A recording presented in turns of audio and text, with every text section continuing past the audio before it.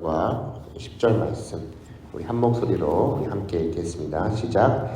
야베스는 그의 형제보다 귀중한 자라. 그의 어머니가 이름하여 이르되 야베스라 하였으니 이는 내가 수그로이 낳았다 하면더라. 야베스가 이스라엘 하나님께 아뢰어 이르되 주께서 내게 복을 주시려거든 나의 지역을 넓히시고 주의 손으로 나를 도우사 나로 환난을 벗어나 내게 근심이 없게 하옵소서 하였더니 하나님이 그가 구하는 것을 허락하셨더라. 아멘. 네, 오늘도 이 새벽에 나오신 우리 모두에게 하나님의 크신 은혜와 평강이 있기를 소망합니다. 네, 우리 어제 이어서 우리 또 인내라는 주제를 가지고 함께 말씀 나누고요. 오늘은 특별히 이 역대상 말씀 속에서 이 야베스라는 인물을 통해서 어떻게 우리가 우리의 삶 속에서 또 어려움 중에서 인내를 할 수 있을지 함께 나누는 이 시간 될 수 있기를 간절히 소망합니다.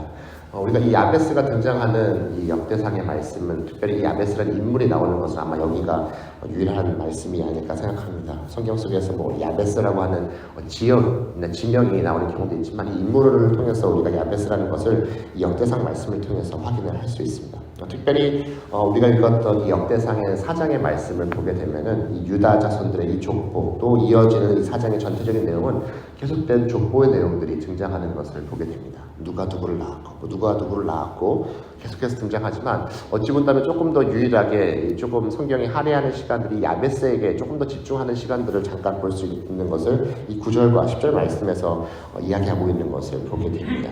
근데 이 야베스를 보게 되면은 우리가 그가 여러 가지 어려움 가운데 태어난 인물이었다는 것을 알 수가 있어요. 우리가 그의 이름 속에서도 그의 이름이 고통 아니면 불행이라는 뜻을 가지고 있다는 것을 알 수가 있고 그의 어머니 역시 그를 낳을 때 어떻게 했습니까? 수고로이 그를 낳았다는 것을 우리가 알 수 있어요. 그렇다면 어떻게 하면 이 야베스라는 인물은 어찌 본다면은 불행한 그런 이름을 가지고 태어났는데 이 어려움 가운데서 어떻게 그가 인내하면서 살아갈 수 있는지 함께 나누어 봤으면 좋겠습니다. 특별히 오늘 말씀 중에서 그가 모든 형제 중에서 존귀한 자였다라고 이야기하고 있는 것을 볼 수가 있습니다.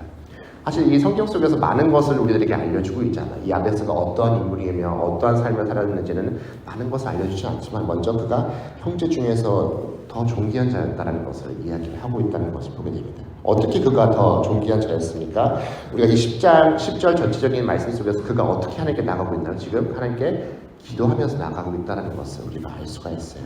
우리가 우리의 삶 속에서 삶의 문제들을 가질 때 어떻게 합니까? 그것을 가지고 끙끙 앓며 또한 고민만 하는 사람이 있는가 하면 이렇게 야베스처럼 작은 문제라 할지라도 하나님께 나아가며 기도하는 사람이 있다는 것을 우리가 발견하게 됩니다.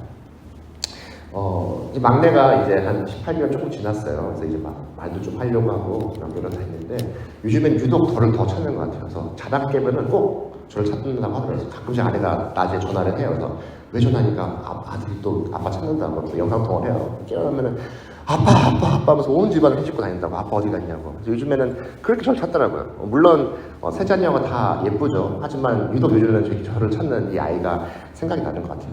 어쩌면은 이 야베스를 바라보는 하나님의 마음 역시 그러지 않을까. 그를 역시 이 존귀한 자라고 부르는 그 이유가 무엇입니까? 늘 하나님을 찾는 그 마음을 이 야베스를 통해서 우리가 발견할 수 있기 때문입니다. 그렇기 때문에 어찌 보면은 이 지루해 보이는 이 족보의 이야기 속에서 이 야베스가 하나님 앞에 나아가며 하나님을 찾고 또 기도하는 것이 얼마나 귀하고 존귀한 삶인 줄 우리가 알 수 있다는 것이죠. 우리 역시 삶 가운데 작은 일이라 할지라도 또 어려움들을 닥친다 할지라도 그 모든 상황 속에서 하나님을 먼저 찾고 구하는 저희들의 삶이 될 수 있기를 간절히 소망합니다. 특별히 이 야베스를 보게 되면은 또 우리가 그가 기도했던 사람인데 그의 기도를 보게 되면은 사실 평범한 그런 기도의 내용처럼 보입니다.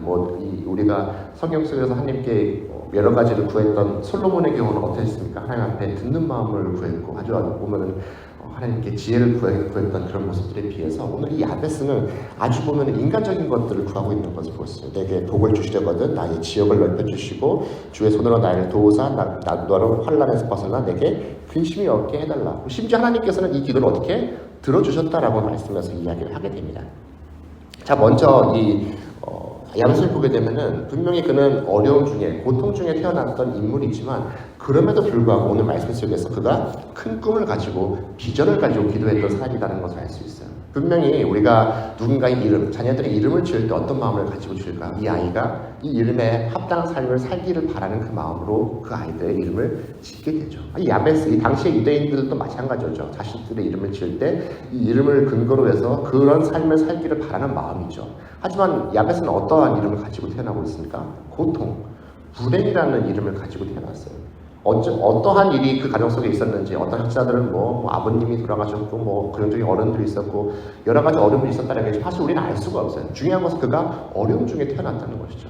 어찌 보면 그의 삶이 불행한 삶이 앞에 놓여 있다는 것을 우리가 생각해 볼 수 있어요. 그럼에도 불구하고 오늘의 기도 속에서 그가 비전으로서 비전을 가지고 이 인내를 이겨내는 것을 발견하게 됩니다. 나의 지역을 넓혀달라. 예전 성경에서 우리가 나의 지경을 넓혀달라라고 우리가 흔히 알고 있죠. 흔히 뭐 그냥 표면적으로 본다면 야베스는 지금 자신의 그 땅의 영역을 넓혀달라라고 이야기하고 있는 것을 볼 수 있어요. 사실 생각해 본다면 이것은 현실적으로는 어려운 일인 거죠. 왜냐하면 내가 아버지로부터 유산을 물려받는다면 내게 허락된 그 땅만을 이어받는 것이 어찌 보면 가장 일반적인 수순인 거죠. 불행하다면 그것을 더 빼앗아서 다 받지 못하는 것이 불행하겠지만 그것을 넘어서 받는 것은 사실은 불가능한 일입니다. 어찌 본다면 이 야베스는 자신의 삶에 있어서 어찌 본다면 현실적으로 불가능한 것을 하나님께 구하고 있다는 것을 볼 수 있어요. 또 특별히 이 시대 속에서 그가 나의 지역을 넓혀달라고 하는 것은 어찌 본다면 그가 생각하는 하나님의 그 나라가 더욱더 확장되길 바라는 그 마음이 그의 기도 속에 담겨져 있다는 것이죠. 자신의 민족이 민족성을 잃어갈 때 그것들이 회복되기를 바라는 마음이 이 야베스의 기도 속에서 드러나 있다는 것을 볼 수가 있어요. 어찌 보면 현실적인 눈으로 봤을 때 나의 삶은 불행한 삶이고 어려움이 많은 삶이지만 그 생각 넘어 더 크신 하나님께 기도하며 나아갈 때 더 큰 꿈을 꾸며 비전의 사람을 통해서 내 삶이 정말 어찌 본다면 어려움들이 있다 할지라도 그것을 속에서 인내할 수 있는 것은 하나님의 꿈을 안고 비전을 안고 살아가기 때문입니다. 우리 역시 하나님 앞에 기도하며 나아갈 때 하나님의 그 크신 꿈을 꾸며 나아가는 우리 모두가 될 수 있기를 소망합니다. 마지막으로 이 야베스는 하나님이 그게 기도하며 나아갈 때 오늘 함께 읽었던 기도 속에서 나에게 근심이 없게 해달라라고 이야기하고 있는 것을 보게 됩니다. 어찌 보면 그의 지역, 그의 지경, 그가 가지고 있던 것들이 넓어진다고 사실 근심이 없는 것은 아니죠. 우리 역시 우리의 삶 가운데 많은 것을 소유했다고, 많은 것을 얻었다고 해서 근심이 없는 것은 아니죠. 어찌 보면 내가 소유한 것과 또 평안의 삶과 근심이 없는 삶을 사는 것은 별개의 이야기인 것이죠. 중요한 것은 그가 이렇게 근심 없게 살아갈 수 있었던 것은 그가 하나님 앞에 이 어려움에서 벗어날 수 있었던 그 이유는 무엇입니까? 그의 삶 속에 하나님이 계시다는 것을 그가 알고 있기 때문입니다.